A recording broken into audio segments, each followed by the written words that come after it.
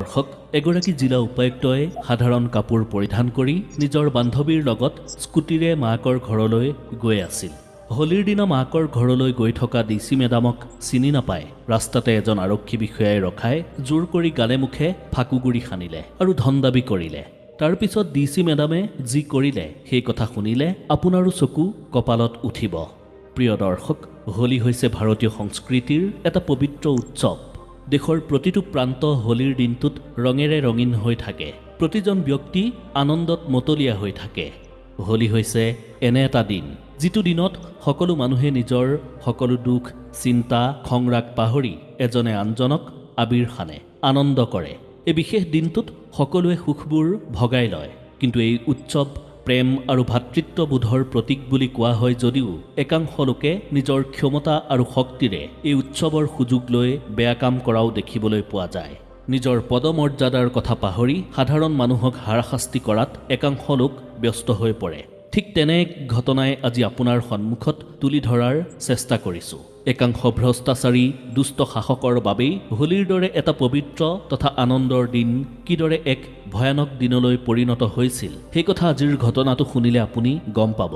এয়া এগৰাকী নিৰ্ভীক আৰু সৎ প্ৰশাসনিক মহিলা বিষয়াৰ কাহিনী, যিগৰাকী মহিলাৰ বাবে কৰ্তব্য আৰু আত্মসন্মান সকলোতকৈ ঊৰ্ধত আছিল। তেওঁ আছিল এখন জিলাৰ মুখ্য প্ৰশাসনিক বিষয়া, অৰ্থাৎ জিলা উপায়ুক্ত। ডিচি মেডাম সততা আৰু কৰ্তব্যপৰায়ণতাৰ বাবে বিখ্যাত আছিল। হোলীৰ দিনা ডিচি মেডামে কোনো সুৰক্ষা কৰ্মীৰ অবিহনে সাধাৰণ কাপোৰ পৰিধান কৰি স্কুটি চলাই মাকৰ ঘৰলৈ গৈ আছিল। আন দিনবোৰত ডিচি মেডামৰ লগত সুৰক্ষা কৰ্মী আছিল, কিন্তু হোলীৰ দিনা ডিচি মেডামে সিদ্ধান্ত লৈছিল যে তেওঁ সাধাৰণ মানুহৰ দৰেই হোলীৰ আনন্দ উপভোগ কৰিব। ডিচি মেডামে এটা বগা কুৰ্তা আৰু নীলা জিন্স পৰিধান কৰি স্কুটিৰে মাকৰ ঘৰৰ ফালে আগবাঢ়িছিল। দেখাত তেওঁক তেনেই সাধাৰণ মহিলাৰ দৰেই লাগিছিল। তেওঁ যে এখন জিলাৰ সকলোতকৈ ডাঙৰ প্ৰশাসনিক বিষয়া সেই কথা কোনেও ধৰিবই পৰা নাছিল। ডিচি মেডামৰ লগত তেওঁৰ এগৰাকী বান্ধৱীও গৈছিল। তেওঁলোকে গোটেই ৰাস্তাটোত হোলীৰ আনন্দ উপভোগ কৰি হাঁহি হাঁহি আগুৱাই গৈছিল। কণ কণ শিশুৰ পৰা ডেকা গাভৰুলৈকে সকলোৱে ৰাস্তাত হোলী খেলি আনন্দত মতলীয়া হৈ আছিল। সমানে হোলী গীতৰ ধ্বনিয়ে গোটেই পৰিৱেশটো অনন্য কৰি তুলিছিল। এজনে আনজনক আলিংগন কৰি আবিৰ সানিছিল। এই দৃশ্য দেখি ডিচি মেডাম খুবেই সুখী হৈছিল। কিন্তু খন্তেক পিছতেই যে তেওঁৰ লগত এক অভাৱনীয় ঘটনা ঘটিব, য'ত তেওঁ কৰ্তব্যনিষ্ঠা সততা আৰু সাহসৰ আটাইতকৈ কঠিন পৰীক্ষাটো দিবলগীয়া হ'ব, সেই কথা তেওঁ কেতিয়াও কল্পনাও কৰা নাছিল। ৰাস্তাৰ দুয়োকাষে থকা লোকসকলে আনন্দ কৰা দেখি ডিচি মেডামৰো সোনকালে মাকৰ ঘৰত গৈ আপোন মানুহবোৰৰ লগত হোলীৰ আনন্দত ভাগ ল'বলৈ মনত উৎসুকতা বাঢ়ি আহিছিল। কিন্তু কিছুদূৰ আগুৱাই যোৱাৰ পিছত ৰাস্তাৰ কাষত অৱস্থিত এখন আৰক্ষী থানাত ডিচি মেডামৰ চকু পৰিল। সেই সময়ত ৰাস্তাত খাকী পোছাক পৰিধান কৰি কেইজনমান আৰক্ষী থিয় হৈ আছিল আৰু সেই ৰাস্তাৰে অহা যোৱা কৰা যাত্ৰীসকলৰ পৰা সেই আৰক্ষীসকলে ধন সংগ্ৰহ কৰি আছিল। ডিচি মেডামে সেই দৃশ্য দেখিছিল যদিও তেওঁ তাত বৰ বিশেষ ধ্যান নিদি আগুৱাই গৈছিল। যেতিয়াই বান্ধৱীৰ সৈতে ডিচি মেডামে আৰক্ষী থানাখনৰ সন্মুখত উপস্থিত হৈছিলগৈ, তেতিয়া এজন শকত মুচ থকা আৰক্ষী বিষয়া আগবাঢ়ি আহি হাতেৰে ইংগিত দি তেওঁলোকক ৰ'বলৈ ক'লে। ডিচি মেডামে ৰাস্তাৰ কাষত স্কুটিখন ৰখাই দিলে। আৰক্ষী বিষয়াজনে ডিচি মেডাম আৰু তেওঁৰ বান্ধৱীক ওপৰৰ পৰা তললৈকে ভালদৰে চাবলৈ ধৰিলে আৰু তাৰ পিছত চকু দুটা ডাঙৰ কৰি ডিচি মেডামক আৰক্ষী বিষয়াজনে ক'লে, আপোনালোক কোনফালে যাব? ডিচি মেডামে শান্তভাৱে উত্তৰ দিলে, হোলীৰ বাবে মই মাৰ ঘৰলৈ আহিছোঁ। আৰক্ষী বিষয়াজনে বিকট হাঁহি এটা মাৰি তেওঁৰ কনিষ্টবল কেইজনৰ ফালে চালে আৰু ডিচি মেডামক পুনৰ ক'লে, আচ্ছা, পিছে আমাক কোনো হোলীৰ টেক্স নিদিয়াকৈ যাব নোৱাৰিব? এই কথা শুনি ডিচি মেডামৰ প্ৰচণ্ড খং উঠিল। তেওঁ স্কুটিৰ ব্ৰেকডালকে জোৰকৈ খামুচি ধৰি আৰক্ষী বিষয়াজনক ক'লে, হোলীৰ টেক্স? এইটো কেনেকুৱা টেক্স আৰু কোনখন আইনৰ ওপৰত ভিত্তি কৰি এই টেক্স সংগ্ৰহ কৰা হৈছে? আৰক্ষী বিষয়াজনে ডিচি মেডামৰ কথা শুনি আকৌ হাঁহি হাঁহি ক'বলৈ ধৰিলে, আইন? এইখন আইন আমি বনাইছোঁ। এইটো ৰাস্তাৰে যিয়েই পাৰ হৈ যাব তেওঁৱেই আমাক হোলীৰ খৰচ দি থৈ যাব লাগিব।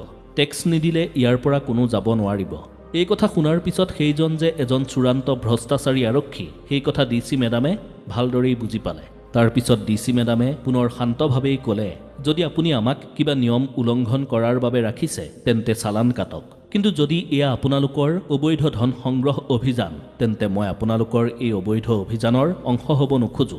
ডিচি মেডামৰ এই কথা শুনি আৰক্ষী বিষয়াজন খঙত ৰঙাচিঙা পৰি গ'ল। তেওঁ চিঞৰি চিঞৰি ক'বলৈ ধৰিলে, তই আইনৰ কথা বহুত জান নেকি? তই আমাক আইন শিকাবলৈ আহিছ? আইন কি তোক দেখাই আছো ৰ। এই বুলি কৈ আৰক্ষী বিষয়াজনে স্কুটিৰ চাবিটো কাঢ়ি ল'লে আৰু কনিষ্টবল কেইজনক ক'লে, ইহঁত দুয়োজনীকে থানালৈ লৈ ব'ল। যেতিয়ালৈকে ইহঁতে টকা নিদিয়ে তেতিয়ালৈকে ইহঁতক স্কুটিৰ চাবি দিয়া নহ'ব।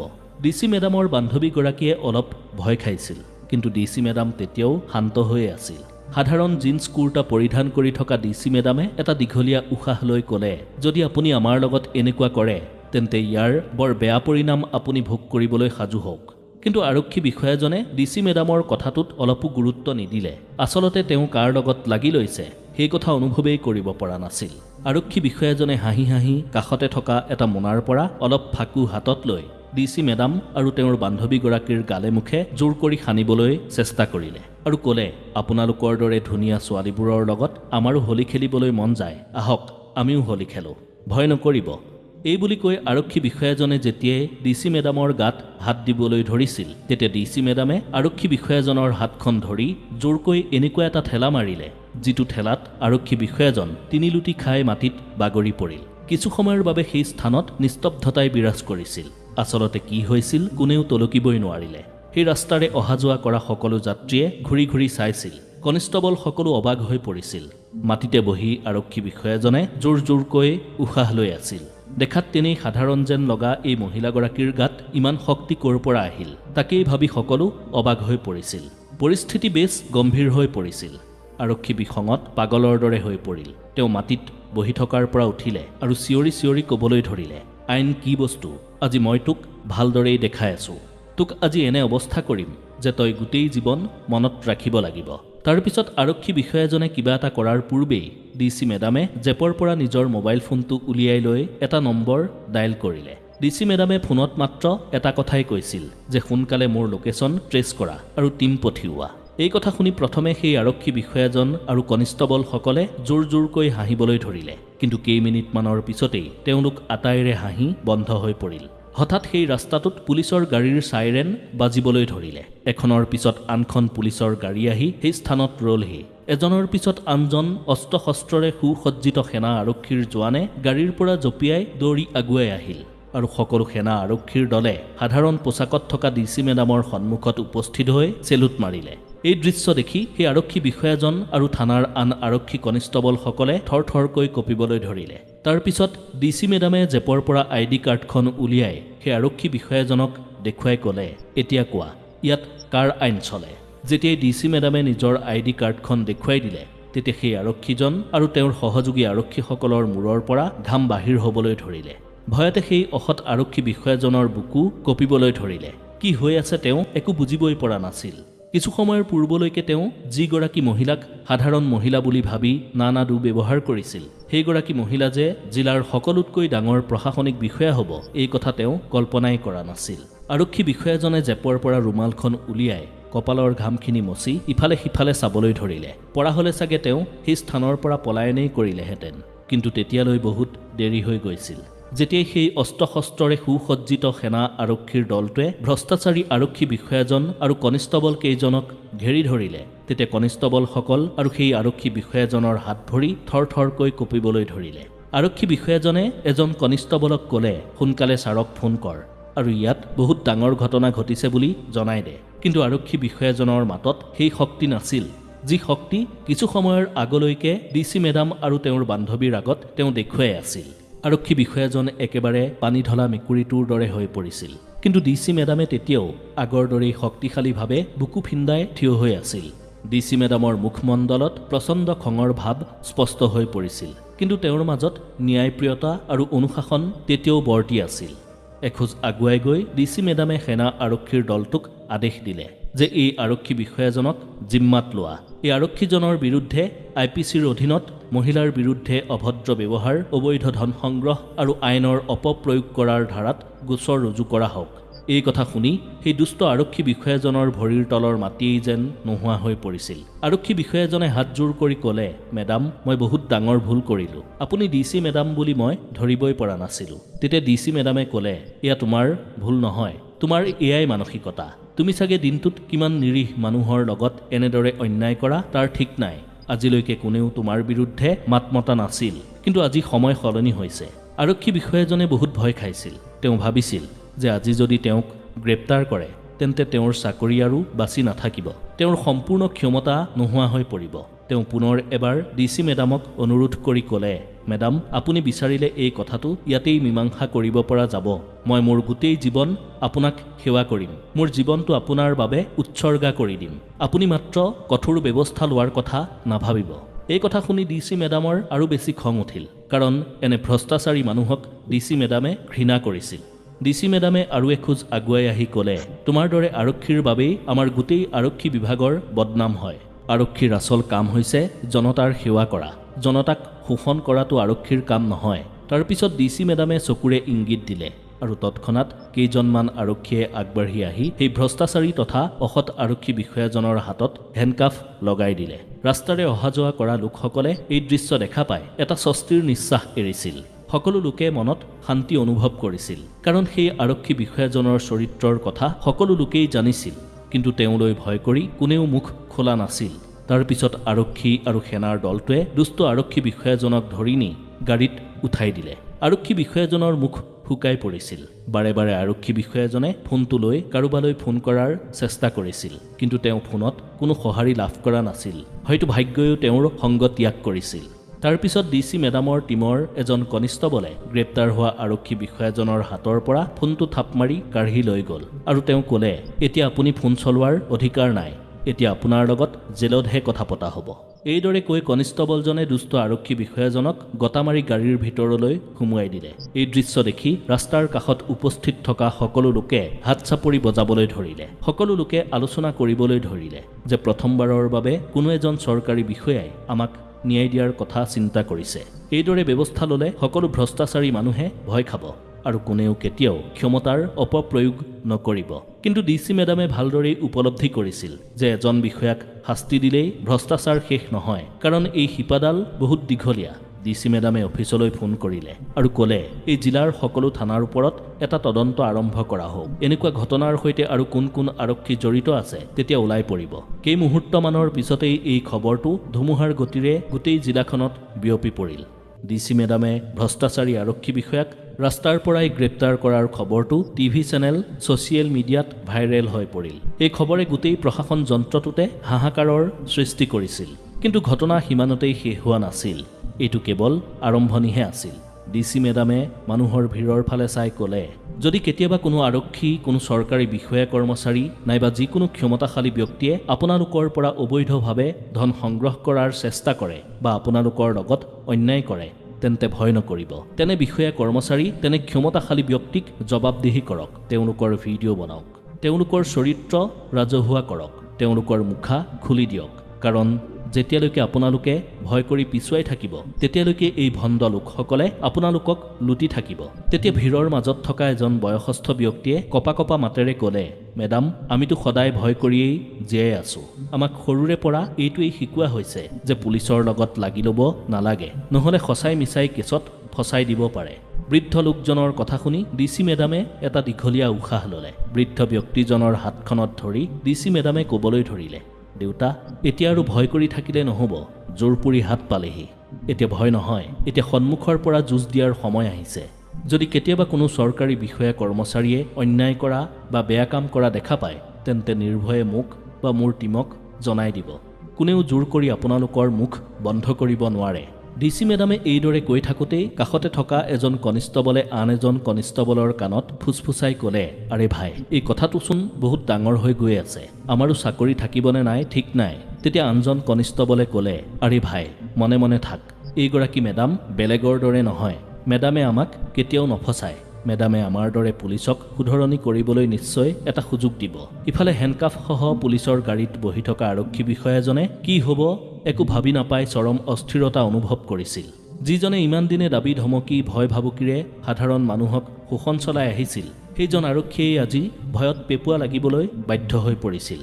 গাড়ীৰ ভিতৰৰ পৰাই তেওঁ পুনৰ চিঞৰি চিঞৰি ক'বলৈ ধৰিলে, মেডাম প্লিজ মোক এটা সুযোগ দিয়ক, মই সঁচাই ডাঙৰ ভুল কৰিছিলোঁ, কিন্তু মই আজিৰ পৰা নিজকে শুধৰণি কৰিম বুলি কথা দিছোঁ। আৰক্ষী বিষয়াজনৰ মুখৰ পৰা এনে কথা শুনি ডিচি মেডামে ক'লে, তুমি ভুল কৰা নাই, তুমি অপৰাধ কৰিছা, আৰু মোৰ দৃষ্টিত অপৰাধীৰ বাবে কোনো দয়া ক্ষমা নাই। তাৰপিছত ডিচি মেডামে সুৰক্ষা কৰ্মীসকলক আদেশ দিলে যে ইয়াক সোনকালে ইয়াৰ পৰা লৈ যোৱা আৰু লকআপত ভৰাই থোৱাগৈ। ইয়াৰ গোটেই হিষ্ট্ৰী উলিয়াই মোক দেখুৱাবা আৰু কিমান অপৰাধৰ সৈতে ই জড়িত মই চাব বিচাৰোঁ। এই কথা শুনি ভণ্ড আৰক্ষী বিষয়াজন পুনৰ ভয়ত কঁপিবলৈ ধৰিলে। আৰক্ষী বিষয়াজনে ভালদৰেই বুজি পাইছিল যে তেওঁৰ খেল ইতিমধ্যেই খতম হৈছে। ইফালে ডিচি মেডামৰ কথাত তাত উপস্থিত লোকসকলে পুনৰ হাততালি বজাবলৈ ধৰিলে। কিন্তু এই ঘটনা ইমানতেই ডিচি মেডামে এৰি দিব বিচৰা নাছিল। তেওঁ এই ঘটনাৰ একেবাৰে গভীৰতালৈ যাব বিচাৰিছিল। সাধাৰণতে ভ্ৰষ্টাচাৰী তথা দুৰ্নীতিগ্ৰস্ত লোকৰ বিৰুদ্ধে বাৰম্বাৰ অভিযোগ উত্থাপন হ'লেও অধিকাংশই শাস্তিৰ সন্মুখীন নহয়। কিন্তু সততা আৰু শক্তিৰে ভ্ৰষ্টাচাৰ বা দুৰ্নীতি কিদৰে নিষেধ কৰিব পাৰি সেই কথা আজি প্ৰথমবাৰলৈ সাধাৰণ লোকসকলে উপলব্ধি কৰিব পাৰিছিল। কিন্তু ভিৰৰ মাজত থকা একাংশ লোকে তেতিয়াও আলোচনা কৰিছিল যে এইবোৰ চব নাটক, এইবোৰ কেৱল আমাক মূৰ্খ সজাবলৈকে দেখুওৱা হৈছে। কিন্তু তেতিয়াই ডিচি মেডামে আন এক পদক্ষেপ গ্ৰহণ কৰিলে। তেওঁ পুনৰ ডিচি অফিচলৈ ফোন কৰি কাৰোবাক নিৰ্দেশ দিলে যে শীঘ্ৰেই প্ৰতিখন আৰক্ষী চকী, প্ৰতিখন থানাৰ ওপৰত তদন্ত আৰম্ভ কৰা আৰু কোন কোন থানাৰ আৰক্ষীয়ে এনেধৰণৰ অপকৰ্মত জড়িত আছে সোনকালে তদন্ত কৰি প্ৰতিবেদন ৰেডি কৰা। কেইমুহূৰ্তমানৰ পিছতেই এটা টিমে আহি সেই ২ নম্বৰী আৰক্ষী বিষয়াজনে কাম কৰা থানাখনৰ প্ৰতিটো ফাইল তন্ন তন্নকৈ পৰীক্ষা কৰাত লাগিল। সকলো পৰীক্ষা নিৰীক্ষাৰ পিছত গম পোৱা গ'ল যে সেই থানাখনৰ আৰক্ষীয়ে বছৰ বছৰ ধৰি অবৈধভাৱে ধন সংগ্ৰহ কৰি আহিছিল। পূজা উৎসৱ আদিত থানাৰ পুলিচে নানা অজুহাত দেখুৱাই সাধাৰণ মানুহৰ পৰা টকা সংগ্ৰহ কৰিছিল। কেৱল সিমানেই নহয়, বহু নিৰীহ নিৰ্দোষী মানুহক ভয় ভাবুকি দেখুৱাই মিছামিছি কেছত ফচাই দিয়া হৈছিল আৰু সেই নিৰীহ তথা নিৰ্দোষী লোকসকলক এৰি দিয়াৰ বিনিময়ত তেওঁলোকৰ পৰা বৃহৎ পৰিমাণৰ ধন সংগ্ৰহ কৰিছিল। তদন্তকাৰী বিষয়াই যেতিয়া সেই ফাইলবোৰ ডিচি মেডামক দেখুৱালে তেতিয়া ডিচি মেডামে প্ৰতিটো ফাইল ভালদৰে চাবলৈ ধৰিলে। তাৰপিছত ডিচি মেডামে ক'লে, এয়া কেৱল সেই আৰক্ষী বিষয়াজনৰে কাম নহয়, ইয়াত গোটেই ছিষ্টেমটোৱেই জড়িত হৈ আছে। আজিয়েই এইখন আৰক্ষী থানা চিল কৰা হ'ব আৰু থানাৰ সকলো আৰক্ষীৰ বিৰুদ্ধে তদন্ত আৰম্ভ কৰা হ'ব। এই কথা শুনি তাত উপস্থিত থকা থানাখনৰ আন আৰক্ষীসকলৰ মাজত হাহাকাৰ লাগিল। কি হ'ব একো ভাবি নাপায় গ্ৰেপ্তাৰ হোৱাৰ ভয়ত কেইগৰাকীমান আৰক্ষীয়ে পলায়নৰ চেষ্টা কৰিছিল যদিও ডিচি মেডামৰ নিৰাপত্তাৰক্ষীয়ে সেই আৰক্ষীকেইজনক ধৰিবলৈ সক্ষম হ'ল। তাৰপিছত ডিচি মেডামে পুনৰ সেই স্থানত উপস্থিত থকা সাধাৰণ লোকসকলক উদ্দেশ্যি ক'লে, আজিৰ পৰা আপোনালোক কোনেও ভয় কৰি কাকো ধন নিদিব। প্ৰশাসন জনতাৰ সেৱাৰ বাবেহে আছে, জনতাক লুটিবলৈ নাই। ভিৰৰ মাজত থকা এগৰাকী মহিলাই হাতখন লাহেকৈ ওপৰলৈ দাঙিলে আৰু ক'লে, মেডাম মোৰ কথা এটা ক'বলগীয়া আছে। তেতিয়া ডিচি মেডামে তেওঁৰ কাষলৈ আগবাঢ়ি গ'ল আৰু ক'লে, কওক, কি ক'ব বিচাৰিছে মুকলিকৈ কওক। সেই মহিলাগৰাকীয়ে সেই সময়ত কান্দি আছিল। কান্দি কান্দি মহিলাগৰাকীয়ে ক'লে, সেই আৰক্ষী বিষয়াজনে মোৰ ল'ৰাটোক মিছা কেছত ফচাই মোৰ পৰা ২০,০০০ টকা লৈছিল। মই বহুত অনুৰোধ কৰিছিলোঁ, কিন্তু কোনেও মোৰ কথা শুনিব নিবিচাৰিলে। আপুনি আজি এওঁক গ্ৰেপ্তাৰ নকৰা হ'লে আৰু কিমান নিৰ্দোষী লোকে শাস্তি ভোগ কৰিবলগীয়া হ'লহেঁতেন ঠিক নাছিল। মহিলাগৰাকীৰ কথা শুনি তাত উপস্থিত থকা এজনৰ পিছত আনজন লোকে মুখ খুলিবলৈ আৰম্ভ কৰিলে। কিদৰে আৰক্ষী বিষয়াজনে মিছাকৈ চালান কাটি টকা সৰকাইছিল, কিদৰে নিৰ্দোষী মানুহক মাৰপিট কৰি টকা দাবী কৰিছিল আদি সকলো কথা এজনৰ পিছত আনজনে ডিচি মেডামক এফালৰ পৰা কৈ গ'ল। সকলোৰে কথা শুনাৰ পিছত ডিচি মেডামে ক'লে, মই আজি আপোনালোকক কথা দিছোঁ, এই ভ্ৰষ্টাচাৰী আৰক্ষী বিষয়াজন আৰু তেওঁৰ দৰে ভ্ৰষ্টাচাৰী আন আৰক্ষী তথা বিষয়া কৰ্মচাৰী কোনেও আইনৰ পৰা সাৰি যাব নোৱাৰে। সকলোকে মই কঠোৰ শাস্তি দিয়াৰ ব্যৱস্থা কৰিম। মই আপোনালোকক ন্যায় দিম। ঠিক সেই সময়তেই ডিচি মেডামৰ ফোনটো বাজি উঠিল। আচলতে জিলাৰ এছপিয়ে ডিচি মেডামলৈ ফোন কৰিছিল। এছপিয়ে ফোনত ডিচি মেডামক কৈছিল, মেডাম আপুনি যিবোৰ কৰি আছে সেইবোৰ এটা বহুত ডাঙৰ ইছ্যু হ'বলৈ গৈ আছে। আপুনি যিজন আৰক্ষী বিষয়াক গ্ৰেপ্তাৰ কৰিছে সেইজন আৰক্ষী বিষয়াৰ ওপৰত বহুত ডাঙৰ ডাঙৰ মানুহৰ হাত আছে, গতিকে আপুনি সাৱধান হ'বৰ হ'ল। ডিচি মেডামে এটা হাঁহি মাৰি উত্তৰ দিলে, যদি আইনৰ ৰক্ষকেই ভয়ত কঁপি থাকে তেন্তে সাধাৰণ জনতাই কাৰ মুখলৈ চাব। আচলতে এই যুঁজখন কেৱল সেই ভ্ৰষ্টাচাৰী আৰক্ষী বিষয়াজনৰ বিৰুদ্ধে দিয়া যুঁজেই নাছিল, এইখন যুঁজ গোটেই ছিষ্টেমটোৰ ওপৰত আৰম্ভ কৰা এখন যুঁজ আছিল। এছপিয়ে ফোনত সাৱধান হ'বলৈ কোৱা শুনি ডিচি মেডামে বুজি পালে যে এই অনিয়মৰ লগত নিশ্চয় বাঘা বাঘা মানুহ জড়িত হৈ আছে। তাৰ পিছত তেওঁ এছপিক পুনৰ ফোন কৰি ক'লে, এছপি ছাৰ, মই কাৰোবালৈ ভয় কৰি পিছুৱাই অহা মানুহ নহয়। যদি এই কাণ্ডৰ সৈতে ইয়াতকৈও ডাঙৰ বিষয়া জড়িত আছে তেন্তে তেওঁ মোৰ পৰা সাৰি যাব নোৱাৰিব। মই এই আৰক্ষী বিষয়াজনৰ সম্পূৰ্ণ কল ডিটেইলছ, বেংকৰ লেনদেন আদি সকলো তদন্তৰ আওতালৈ অহাটো বিচাৰিছোঁ। ডিচিৰ কথা শুনি এছপি কিছুপৰ মৌন হৈ পৰিল। তাৰ পিছত এছপিয়ে ক'লে, মেডাম, এইটো ইমান সহজ নহ'ব। মন্ত্ৰী বিধায়কো ইয়াত জড়িত থাকিব পাৰে, গতিকে এইবোৰ উদঘাটন কৰিবলৈ গ'লে আমাৰহে বিপদ হ'ব। তেতিয়া ডিচি মেডামে শান্তভাৱে ক'লে, আৰে এছপি ছাৰ, আপুনি ইমান ভয় কৰিলে কেনেকৈ হ'ব? দোষী হ'লে মন্ত্ৰী বিধায়ককো গ্ৰেপ্তাৰ কৰিব লাগিব। আইন সকলোৰে বাবে সমান। এছপিৰ লগত কথা পতা শেষ কৰি ডিচি মেডামে তেওঁৰ এজন বিশ্বাসী অফিচাৰক মাতিলে আৰু আদেশ দিলে যে সকলো আৰক্ষী থানালৈ একোখনকৈ নটিচ প্ৰেৰণ কৰা, আৰু সেই থানাবোৰতো যদি এইখন থানাৰ দৰে কিবা বিসংগতি পোৱা তেন্তে সেই থানাবোৰৰ আৰক্ষীকো সোনকালেই ছাছপেণ্ড কৰাৰ ব্যৱস্থা কৰিবা। তাৰ কিছু সময়ৰ পিছতেই ডিচি মেডামলৈ এটা অচিনাকি নম্বৰৰ পৰা ফোন আহিল। ফোনটো ৰিচিভ কৰাৰ লগে লগে সিমূৰৰ পৰা ফোনত গম্ভীৰ মাতেৰে ডিচি মেডামক কোনোবাই কৈছিল যে মেডাম, বেছি সৎ হৈ দেখুৱাব নালাগে। যিজন আৰক্ষী বিষয়াক আপুনি গ্ৰেপ্তাৰ কৰিছে তেওঁক সোনকালে এৰি দিয়ক, নহ'লে পৰিণতি কিন্তু বেয়া হ'ব। এই কথা শুনি ডিচি মেডামে এটা হাঁহি মাৰি ক'লে, এইবোৰ দাবী ধমকিলৈ মই ভয় নকৰোঁ। আপোনালোকে যি কৰিব বিচাৰে কৰক, মই মোৰ কাম কৰিমেই। এই বুলি কৈ ডিচি মেডামে ফোনটো কাটি দিলে। ডিচি মেডামে ভালদৰেই বুজি পালে যে এই কেছটোৰ শিপাডাল বহুত দীঘলীয়া।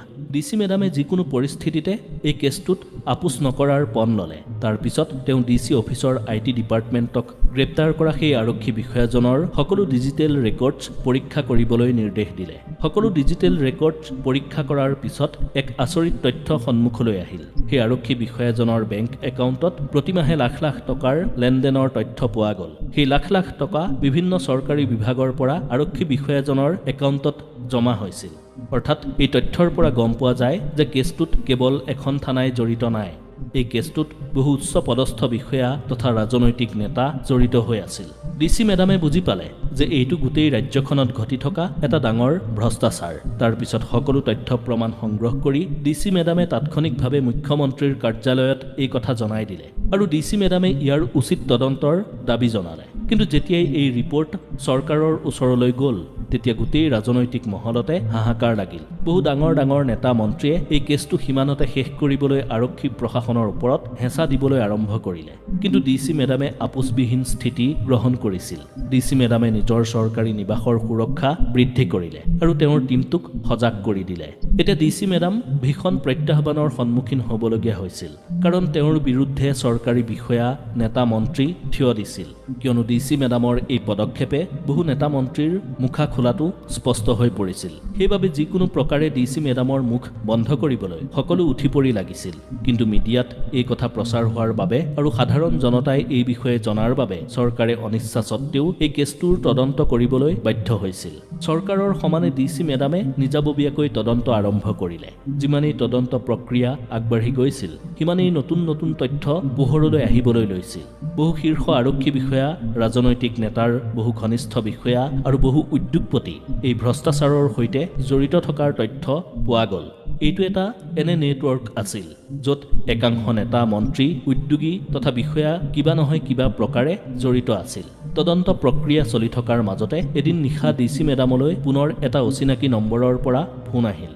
ফোনটো ৰিচিভ কৰাৰ লগে লগে ডিচি মেডামক ফোনত সিফালৰ পৰা শান্তভাৱে কোনোবাই কৈছিল, মেডাম, আপুনি বহুত আগবাঢ়ি গৈছে। আপোনাৰ চাকৰি কৰিবলৈ মন আছেনে নাই? এই কেছটো ইয়াতেই ক্ল'জ কৰক, অন্যথা বহুত বেয়া পৰিণাম ভোগ কৰিব লাগিব। ডিচি মেডামে ভয় নকৰাকৈ ক'লে, যি কৰিব বিচাৰিছে কৰক, মোক যিমানেই ভয় ভাবুকি নিদিয়ক লাগে, মই কোনো কাৰণতেই থমকি নৰওঁ। এই বুলি কৈ ফোনটো কাটি ডিচি মেডামে তেওঁৰ সুৰক্ষা কৰ্মীসকলক সতৰ্ক কৰি দিলে আৰু তেওঁক ভয় ভাবুকি প্ৰদান কৰাৰ কথাটো মুখ্যমন্ত্ৰীৰ কাৰ্যালয়তো অৱগত কৰিলে। কিন্তু এই ঘটনাই তেতিয়া নতুন মূৰ লৈছিল যেতিয়া ডিচি মেডামক ভাবুকি দি তদন্ত প্ৰক্ৰিয়া বন্ধ কৰিবলৈ কোৱাৰ কথা মিডিয়াত প্ৰচাৰ হ'ল। এগৰাকী উচ্চ প্ৰশাসনিক বিষয়া তথা IAS বিষয়াক তদন্ত বন্ধ কৰিবলৈ ভাবুকি দিয়া হৈছে বুলি মিডিয়াই প্ৰচাৰ কৰিলে। এই খবৰ পোৱাৰ পিছত গোটেই ৰাজ্যৰ জনতাৰ মাজত ক্ষোভৰ সৃষ্টি হ'ল। নিউজ চেনেল, ছ'চিয়েল মিডিয়া সকলোতে এই বিষয়টো চৰ্চাৰ কেন্দ্ৰ হৈ পৰিল। যে DC মেডাম বনাম ভ্ৰষ্টাচাৰ। কোনে মাৰিব শেষ হাঁহি? ন্যায়ৰ জয় হ'ব নে ভ্ৰষ্টাচাৰৰ ৰাজ চলিব? এতিয়া চৰকাৰৰ ওচৰত দুটা ৰাস্তা আছিল। হয়তো এই কেছটোত কোনো তথ্য প্ৰমাণ নোপোৱা বুলি কৈ ইমানতে খাৰিজ কৰিব পাৰিব আৰু DC মেডামক বদলি কৰিব পাৰিব, নাইবা DC মেডামৰ তদন্তত চৰকাৰে সম্পূৰ্ণ সমৰ্থন দিব পাৰিব। চৰকাৰী পক্ষই গম পাইছিল যদি তেওঁলোকে এগৰাকী সৎ বিষয়াৰ বিৰুদ্ধে কিবা পদক্ষেপ গ্ৰহণ কৰে তেন্তে জনতাই বিক্ষোভ কৰিব পাৰে, কাৰণ জনতায়ো সকলো কথা বুজি পাইছিল। DC মেডামে অকলেই চৰকাৰ তথা প্ৰশাসন যন্ত্ৰটোৰ বিৰুদ্ধে যুঁজত নামিছিল, কাৰণ কোনো উচ্চ পদস্থ চৰকাৰী বিষয়াই তেওঁক এই তদন্তত অলপো সহযোগ কৰা নাছিল। কিন্তু DC মেডামৰ নিজৰ আদৰ্শৰ ওপৰত সম্পূৰ্ণ বিশ্বাস আছিল। তেওঁ সিদ্ধান্ত লৈছিল যে মোক যিমানেই হেঁচা নিদিয়ক লাগে, মই কোনো কাৰণতেই পিছুৱাই নাহোঁ। আজি যদি মই আপোচ কৰি লওঁ তেন্তে ভৱিষ্যতে কোনো নিষ্ঠাবান বিষয়াই এইদৰে ভ্ৰষ্টাচাৰৰ বিৰুদ্ধে মাত মাতিবলৈ 100 বাৰ ভাবিব লাগিব। এইদৰে তদন্ত চলি থকাৰ মাজতেই জিলাৰ কেইগৰাকীমান উচ্চপদস্থ বিষয়াই এদিন DC মেডামক সাক্ষাৎ কৰিবলৈ আহিল। এই বিষয়াসকলক দেখাত খুবেই চিন্তিত যেন লাগিছিল। এজন বিষয়াই ক'লে, চাওক, আপোনাৰ ওপৰত আমাৰ সম্পূৰ্ণ বিশ্বাস আছে। এই ঘটনাটোত বহুত ওপৰৰ মানুহ জড়িত হৈ আছে। ডাঙৰ ডাঙৰ মানুহৰ নাম ইয়াত সাঙুৰ খাব পাৰে। আপুনি যদি এই কেছটো আৰু আগবঢ়ায় তেন্তে আপোনাৰ কেৰিয়াৰ আৰু আপোনাৰ পৰিয়ালৰ বাবে পদ নামি আহিব পাৰে। চৰকাৰৰ মানুহে এই কেছটো বন্ধ কৰিবলৈ সকলো ধৰণৰ চেষ্টা কৰি আছে। গতিকে কেছটো ইমানতেই সমাপ্ত কৰিবলৈ আমি আপোনাক পৰামৰ্শ দিছোঁ। DC মেডামে সেই বিষয়াকেইজনৰ কথা মন দি শুনিছিল, কিন্তু DC মেডামৰ মনত এটা অটুট সংকল্প আছিল। DC মেডামে লাহেকৈ ক'লে, যদি আইনৰ ৰক্ষকেই ভয় কৰি নিজৰ কৰ্তব্যৰ পৰা গা এৰা দিয়ে তেন্তে সাধাৰণ জনতাই কাৰ পৰা ন্যায় পাম বুলি আশা কৰিব? DC মেডামৰ কথাত ইমানেই দৃঢ়তা আছিল যে তেওঁৰ কথাত সেই বিষয়াকেইজনে কোনো উত্তৰ দিব নোৱাৰিলে। DC মেডামক সৈমান কৰিব নোৱাৰি বিষয়াকেইজন গুচি গ'ল। সেইদিনা নিশাৰ ভাগলৈ DC মেডামৰ চৰকাৰী আৱাসৰ সন্মুখত এখন সন্দেহজনক গাড়ী আহি ৰলহি আৰু তৎক্ষণাৎ গাড়ীখনৰ পৰা মুখত ক'লা কাপোৰ পৰিধান কৰি দুজন লোক নামি আহি DC মেডামৰ চৰকাৰী আৱাসৰ দেৱালত ভাবুকিৰে ভৰা এখন কাগজ আঁৰি থৈ তাৰ পৰা পলায়ন কৰিলে। DC মেডামৰ সুৰক্ষা কৰ্মীয়ে সেই কাগজখন আনি DC মেডামক দেখুৱালে। সেই কাগজখনত মাত্ৰ এটা কথাই লিখা আছিল যে জীৱনৰ প্ৰতি মোহ আছে যদি কেছটো আজিয়েই বন্ধ কৰ। সেই কাগজখন পোৱাৰ পিছত DC মেডামে সকলো সুৰক্ষা এজেঞ্চিক এলাৰ্ট কৰি দিলে আৰু এই কথাটো পোনপটীয়াকৈ ৰাজ্যৰ গৃহমন্ত্ৰীকো জনোৱা হ'ল। এতিয়া কেৱল ভ্ৰষ্টাচাৰতেই এই ঘটনা সীমিত নাছিল। এতিয়া এগৰাকী চৰকাৰী প্ৰশাসনিক বিষয়াৰ মুখ বন্ধ কৰিবলৈ চৰকাৰী পক্ষৰ একাংশই ৰচা ষড়যন্ত্ৰৰ কথাও স্পষ্ট হৈ পৰিছিল। DC মেডামৰ ওচৰতো এতিয়া বেলেগ ৰাস্তা নাছিল। তেওঁ যদি এতিয়া এই কেছটো বন্ধ কৰে তেন্তে তেওঁৰ ওপৰত থকা জনতাৰ বিশ্বাস হেৰাই যাব।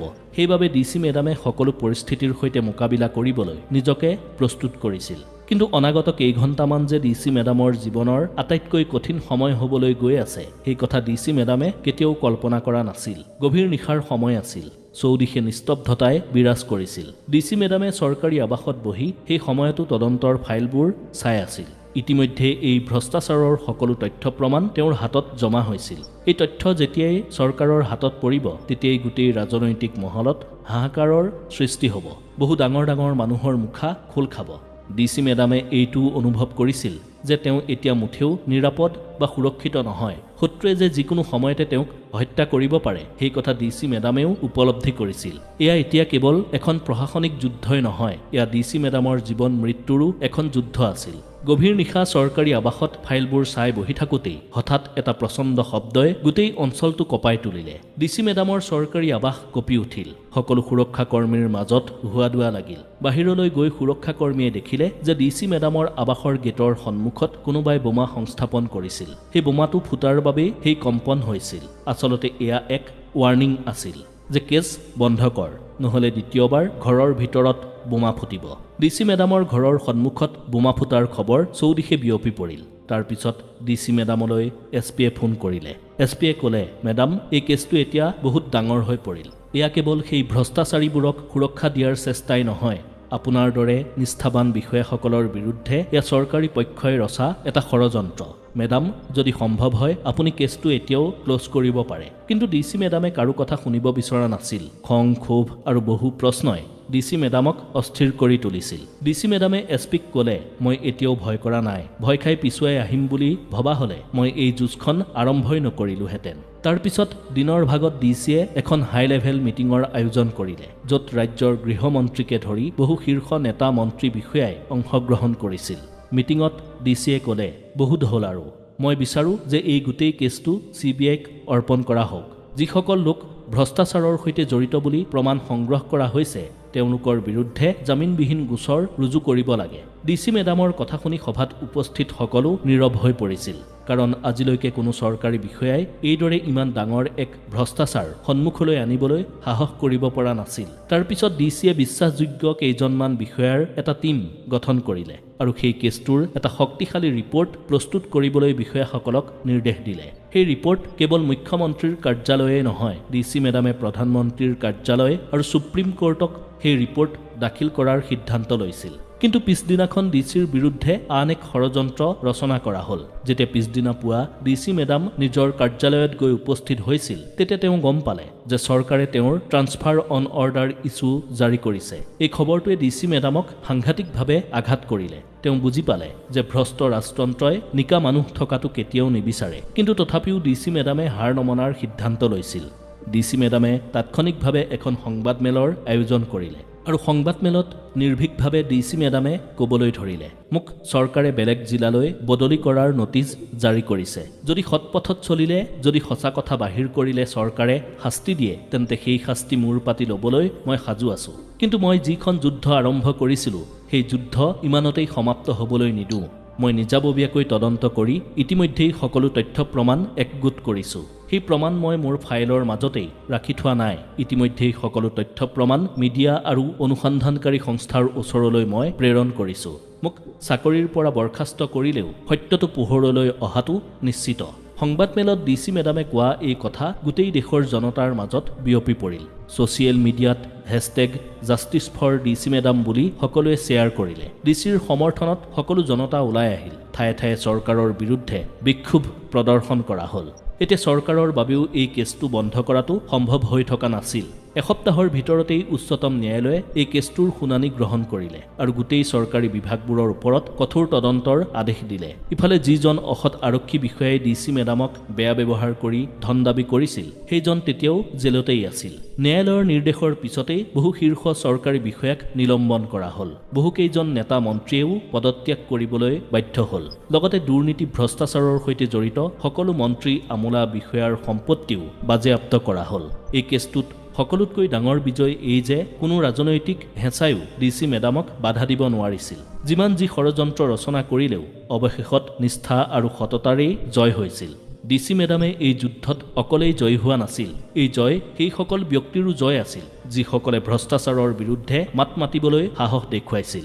এই জয় সেইসকল লোকৰো জয় আছিল যিসকলে শোষণ বঞ্চনাৰ বলি হৈছিল। এই কেছটোৱে ইয়াকেই প্ৰমাণ কৰিছিল যে যদি মনত দৃঢ়তা থাকে, যদি কিবা এটা কৰাৰ সাহস থাকে, তেন্তে কোনো শক্তিয়ে সত্যটোক ঢাকি ৰাখিব নোৱাৰে। প্ৰিয় দৰ্শক, আজিৰ কাহিনীটো আপোনাৰ কেনে লাগিল? এই গোটেই ঘটনাক্ৰম সন্দৰ্ভত আপোনাৰ মতামত কি? এই কথা কমেণ্টত উল্লেখ কৰক। যদি দুৰ্নীতি ভ্ৰষ্টাচাৰৰ বিৰুদ্ধে ডিচি মেডামৰ দৰে সকলো বিষয়াই সাহসেৰে যুঁজ দিয়াটো আপুনিও বিচাৰে, তেন্তে যিমান পাৰে সিমান ভিডিঅ'টো শ্বেয়াৰ কৰি দিয়ক।